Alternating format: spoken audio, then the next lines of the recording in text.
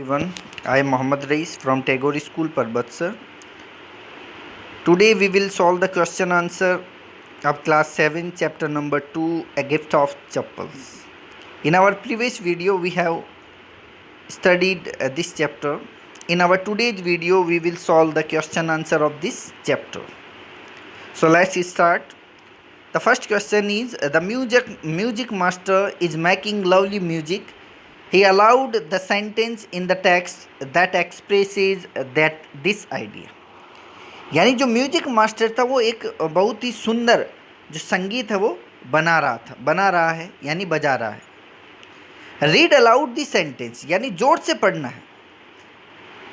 Sentence यानी वाक्य को इन द टेक्स्ट यानी पाठ में से दैट एक्सप्रेसेस जो व्यक्त करता है दिस आइडिया यानी इस विचार को. यानी पाठ में से वह वाक्य जो इस विचार को क्या करता है व्यक्त करता है उसको जोर से पढ़ना. यानी कौन सा वाक्य कि जो म्यूजिक मास्टर था वो एक सुंदर जो संगीत है वो बना रहा है. इस भाव को व्यक्त करने वाला पाठ में से जो वाक्य है उसको जोर से पढ़ना है. And you have to write the answer in your notebook. उसका आंसर आपको अपनी नोटबुक में भी लिखना है. तो वो जो सेंटेंस है वो आपको बोल के बता रहा हूँ. The music masters note seemed to float up the settle perfectly into the invisible tracks of the melody. It was like the wheels of a train fitting smoothly into the rails and whizzing along. यानी ये जो वाक्य है इससे जो express होता है जो राइटर का जो आइडिया है तो इस this sentence in the text that express the idea that the music master is making lovely music. वो सेंटेंस कौन सा है?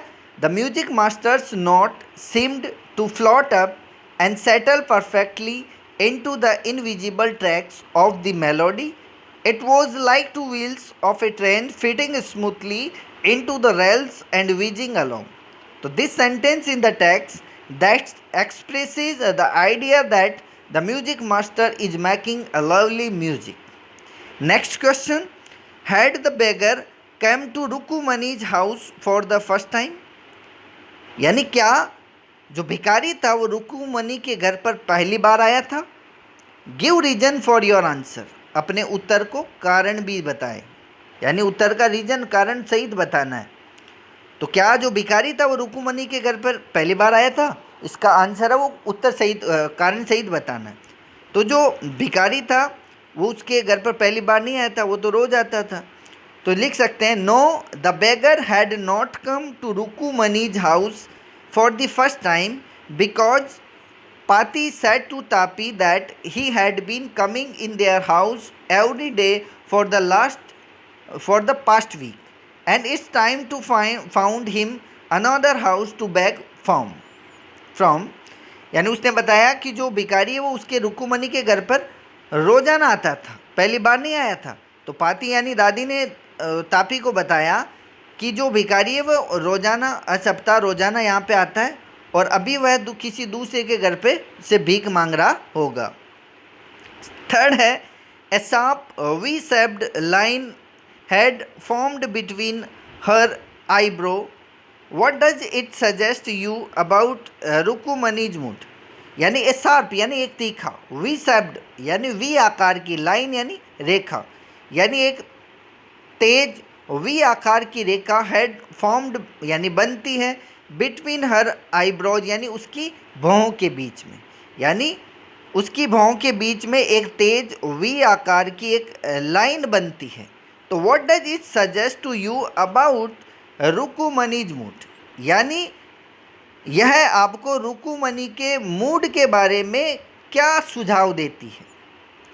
तो ये जो सेंटेंस है ये आपको रुकुमनी के व्यवहार के बारे में क्या सुझाव देता है कि रुकुमनी का व्यवहार किस प्रकार से था. तो इससे सेंटेंस से किस प्रकार के व्यवहार के बारे में अपन को सजेस्ट करता है. तो ये बताता है कि V shaped eyebrow is formed only when people are in anger.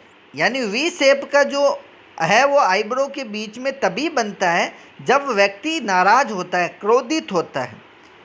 And this suggest The Rukumani was very angry in mood when she come to know about the missing chappals of the music master. यानी ये सुझाव इसलिए देती है क्योंकि जो रुकुमनी थी वो नाराज थी। क्यों नाराज थी? जब जो म्यूजिक मास्टर के चप्पल है वो गायब हो जाते हैं तो जो रुकुमनी होती है वो नाराज होती है और उसके कारण उसके जो आईब्रो के बिटवीन है वो वी शेप है वो बन जाता है। तो V shape eyebrow is formed only when people are in anger. This suggest that Rukmini was very angry in mood. Next, fourth, working in the text. Working with the text यानी पाठ के साथ में वर्क करना यानी काम करना, यानी पाठ में से आपको चूज करके कंप्लीट करना है कि कंप्लीट द फॉलोइंग सेंटेंसेज, निम्नलिखित वाक्यों को पूरा करें। यानी कुछ सेंटेंस दिए हुए हैं, आपको उनको कंप्लीट करना है। आपके टेक्स्ट बुक में से सूटेबल जो लाइन्स है उनके नेक्स्ट वो चूज करके फिल को करना है, यहाँ पे उसको कंप्लीट करना है सेंटेंस को।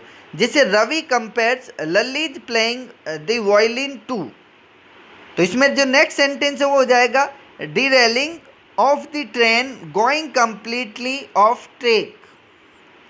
और next, trying to hide beneath the tray of chillies Mahendranan tipped a new chillies over himself. और जो थर्ड है वो हो जाएगा the teacher played a few notes on his violin and Lalli stormed behind him on her violin, which looked quite helpless and unhappy in her hands. Fourth है the beggar said that the kind ladies of the household kept his body and soul together on their generosity for a whole week. He couldn't believe that they would turn his way. और last fifth, उसमें blank fill करने का कि after the lesson was over the music teacher asked Lalli if she had seen his chappals. तो ये इस प्रकार से आपको चैप्टर में से यानी पार्ट में से सूटेबल लाइंस को चूज करके ब्लैंक फिल करने का है। अब अगला है कि describe the music teacher as seen from the window. कि डिस्क्राइब मीन्स वर्णन करें, द म्यूजिक टीचर यानी जो म्यूजिक टीचर था उसका वर्णन करना है। As seen from the window यानी खिड़की से वो जैसा दिखाई दे रहा था उस प्रकार से उस म्यूजिक जो मास्टर था उसका वर्णन करना है। तो म्यूजिक मास्टर का वर्णन करने से लिए क्या कर सकते हैं, जैसे as seen from the window the music master had the bony finger, he had a mostly bald head with a fringe of oil black hair falling around his ears and an old-fashioned tuft. A gold chain gleamed around his leathery neck, and a diamond ring glittered on his hand as it glided up and down the stem of violin. A large foot stuck out from beneath his gold-bordered vesty edge. यानी जो music master था वो खिड़की से किस प्रकार से दिख रहा था कि उसकी जो अंगुलियां थी वो एकदम हड्डियाँदार थी और उसके जो सिर था वो आधा गंजा हुआ था, लगभग गंजा था, और उसके सिर में कुछ बाल थे जो कि काले थे और एकदम ऑयली थे जो कि उसके कानों की तरफ पड़े हुए थे। और उसके लेदरी यानी चमड़ेदार गर्दन के अंदर एक सोने की चेन थी और उसके हाथ में एक डायमंड की रिंग थी जो कि बहुत ही शानदार चमक रही थी और उसकी जो चमक थी वो वायलिन के जो तना था उस पर जाके गिर रही थी और उसकी जो धोती थी उसके चारों तरफ की बॉर्डर है वो सोने की लगी हुई थी। Next, what makes Mridu conclude that the beggar had no money to buy chappals. यानी मृदु है वो ने किस प्रकार से इसको कंक्लूड किया कि जो भिखारी था उसके पास चप्पल खरीदने के पैसे नहीं थे। तो किस प्रकार से कंक्लूड किया मृदु ने, तो Mridu conclude that the beggar had no money to buy chappals because his feet were blistered. तो मृदु ने इस प्रकार से कंक्लूड किया कि उसके पास चप्पल खरीदने के लिए पैसे नहीं थे, क्योंकि उसके जो पैर थे उसमें छाले पड़ गए थे। इसलिए मृदु ने उसको कंक्लूड किया कि उसके पास चप्पल खरीदने के पैसे नहीं थे। इसी का थर्ड का बी है, सेकंड है कि what does she suggest to show her concern. यानी उसने अपनी जो कंसर्न यानी होती है चिंता, यानी उसने अपनी चिंता को दिखाने का किस प्रकार से सुझाव देती है, यानी अपनी चिंता को किस प्रकार से वो दर्शाती है, दर्शाने का सुझाव देती है, किस प्रकार से अपनी चिंता को दर्शाती है। तो किस प्रकार चिंता को जो शो करने का सजेस्ट किस प्रकार से करती है।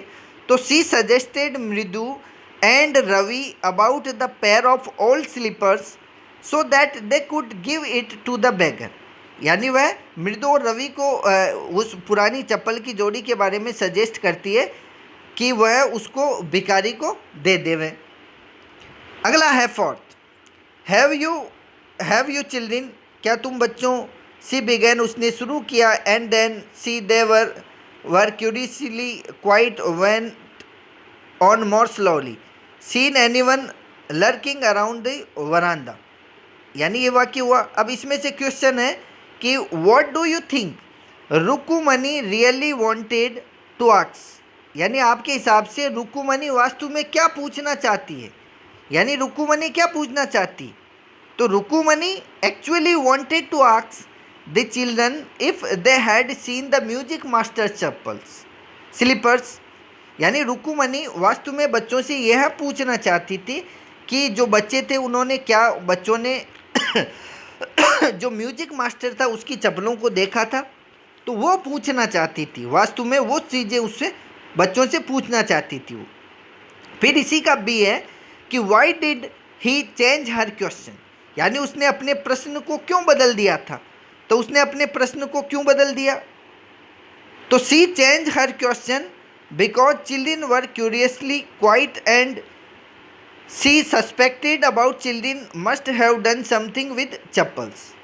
तो उसने अपने प्रश्न को इसलिए बदल दिया था क्योंकि वह जो बच्चे थे वो बहुत एकदम जिज्ञासु और चुप थे, उत्साहित और एकदम चुप थे, और वह इस बात को लेकर संदेहास्पद थी कि जो बच्चे थे उन्होंने कहीं जो चप्पलें थी उनको कहीं पे उनके साथ में कुछ कर तो नहीं दिया है। तो इस चीज़ को लेकर उसको डाउट था, उसको संदेह था, तो इसलिए उसने अपने प्रश्न को बदल दिया था। फिर अगला है third, what did he think she think had happen. यानी उसके ने क्या सोचा कि क्या हुआ था। तो उसने क्या सोचा कि क्या हुआ, जो चीज़ घटित हुई थी उसके बारे में क्या सोचा उसने। तो उसने सोचा, तो she thought that the children have given the music masters chappal to that old beggar. तो उसने सोचा कि जो बच्चे हैं उन्होंने जो म्यूजिक मास्टर है उसकी चप्पलों को उस बूढ़े भिखारी को दे दिया है, ये उसने सोचा था। अब अगला फिफ्थ में क्या है कि on getting Gopu Mama chappal the music teacher tried, the music जो टीचर है उसने try to look to happy why. यानी गोपू मामा की चप्पल को पाकर जो म्यूजिक टीचर था उसने खुश होने का, यानी खुश नहीं दिखना, क्यों खुश नहीं दिखा वो, यानी क्यों खुश नहीं दिखने का उसने प्रयास किया।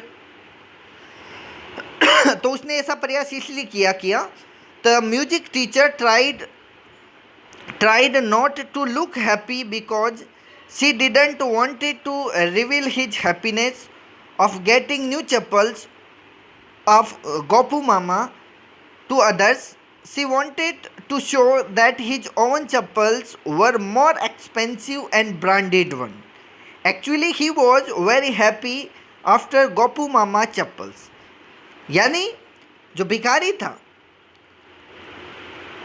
सॉरी वो जो म्यूजिक मास्टर था, वो चप्पल को पाकर क्या था, खुश तो था, लेकिन उसने खुश नहीं दिखने का प्रयास इसलिए किया ताकि जो गोपू मामा है जो दूसरों की चप्पल थी उसको पाकर इसलिए खुश था क्योंकि वह इसलिए अपनी खुशी को नहीं दिखाना चाहता था क्योंकि जो उसकी चप्पल थी वो उससे कहीं ज़्यादा एक्सपेंसिव यानी महंगी और ब्रांडेड थी, इसलिए वो ज़्यादा खुश नहीं दिख रहा था।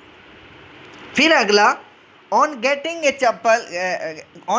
ए gift of chappals the beggar vanished in a minute and why was he in such a hurry to leave. यानी on getting a gift of chappals यानी एक चप्पल का उपहार पाने पर द बेगर यानी भिखारी, वेनिस्ड यानी गायब हो गया था, इन ए मिनट यानी 1 मिनट के अंदर। यानी चप्पलों का उपहार प्राप्त करने पर जो भिखारी था वो 1 मिनट में गायब हो गया था।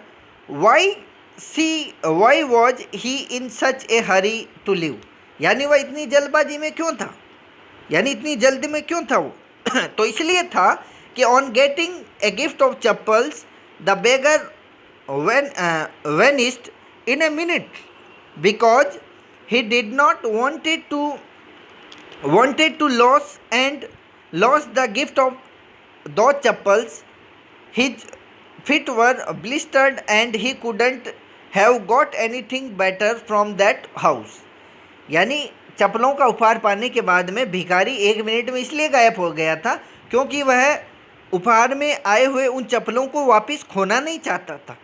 क्यों नहीं खोना चाहता था? क्योंकि उसके पैरों के अंदर जो ब्लिस्टर छाले पड़ गए थे, इसलिए वो उनको खोना नहीं चाहता था, इसलिए वो जल्दी से गायब हो जाता है। फिर अगला है 7th, लास्ट इसका, कि walking toward the kitchen with Mridu and Meena Rukmini began to laugh. What made her laugh यानी मृदु और मीना के साथ रसोई की तरफ जाते हुए रुकुमनी ने हंसना शुरू कर दिया था। यानी रसोई की तरफ जाते हुए मृदु और मीना के साथ में रसोई की ओर जाते हुए रुकुमनी ने हंसना शुरू कर दिया था। व्हाट मेड हर लाफ, यानी उसको हंसी क्यों आई, यानी उसको हंसी का कारण क्या था वो क्यों हंसी थी? तो उसका कारण था Rukmini began to laugh while thinking about the reaction of her husband after hearing his incident, and when he came to know about that they had given his new chappals to the music teacher. यानी रुकुमनी मीना और मृदु के साथ में रसोई की ओर जाते हुए इसलिए हंसने लगी थी क्योंकि उसको अपने पति की जो रिएक्शन था वो उसके दिमाग में आ गया, जिसको आने के बाद में उसने हंसना शुरू कर दिया था। वो रिएक्शन ये था कि उसके पति की उसने जो चप्पलें थी, जो नई चप्पलें थी, उसने उसको भिखारी को दे दी थी, यानी उस म्यूजिक मास्टर को दे दी थी, इस कारण उसको हंसी आ गई थी। तो rest of the chapter question of this chapter we will solve in our next video. So thanks for watching this video.